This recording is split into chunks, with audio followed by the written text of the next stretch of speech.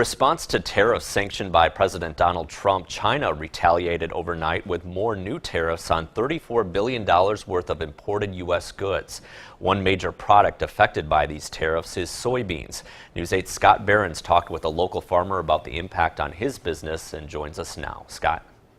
Mike, the USDA says soybeans are the #1 agriculture export and China is the largest international destination. One local soybean farmer I spoke with says he's still optimistic about the future, even though the tariffs are going to impact his business. It will have some rippling effects on supply and demand in the world. Lifelong farmer Kevin Hoyer has 280 acres of soybeans on his farm near West Salem.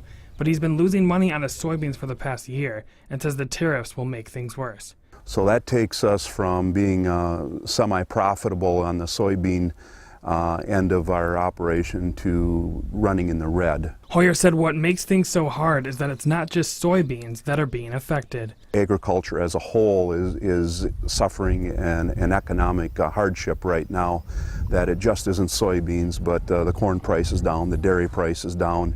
All agricultural products are being affected. Hoyer thinks the key to fixing all of this is to allow farmers to have equal access to a worldwide economy. We need to have markets that are open and that we have access to these markets that can keep a rural economy flourishing. Hoyer worries that if we don't keep the markets open, it's the rural communities that will suffer the most. Our rural economy is going to be in a pretty tough shape to keep the local stores and shops open for the near future.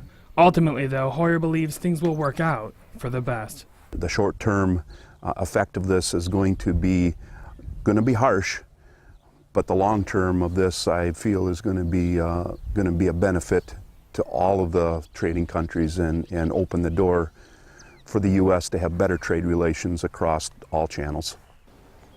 Hoyer is actually going to China tomorrow to discuss how the tariffs will affect his soybeans.